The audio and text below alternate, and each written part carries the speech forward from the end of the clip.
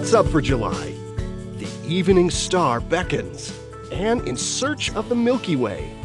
Sunsets in July come with an added bonus, a brilliant gem low in the western sky calling to us to come and explore its many mysteries. This is the planet Venus. It's our cosmic next-door neighbor, that is, the planet with the closest orbit to the orbit of Earth.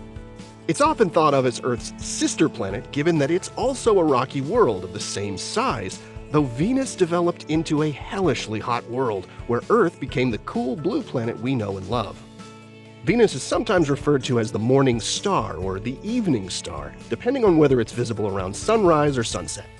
This month it's the latter, as you'll find Venus appearing low in the west in the half hour after sunset, together with a faint planet Mars.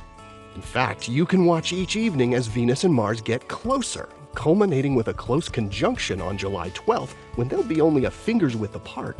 Look for them together with a slim crescent moon that's only 10% illuminated. In June, NASA announced that 2 new space missions would be heading to Venus beginning later in the decade.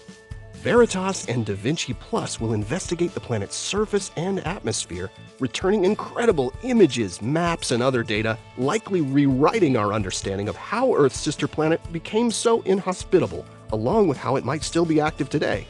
They'll be joined by the European spacecraft Envision for what's sure to be an exciting new chapter in solar system exploration. July is one of the best times of year to enjoy the magical sight that is the Milky Way. This is our view of our spiral galaxy seen edge-on from within.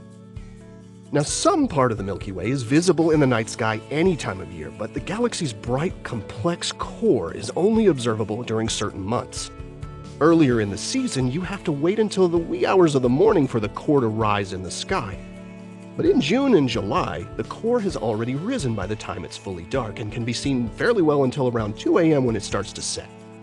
Now, the Milky Way is faint, and to see it you'll need to find your way out to fairly dark skies, but as long as you're below about 55 degrees north latitude, you should be able to observe the Milky Way core.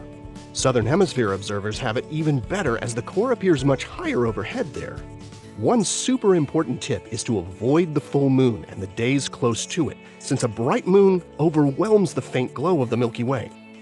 The 3 or 4 nights around the new moon are best, but the week before and after is also okay. You just have to note when the moon will be rising or setting.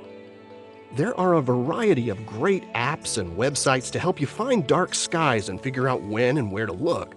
So here's hoping you get out there and experience one of the most fantastic sights the night sky has to offer.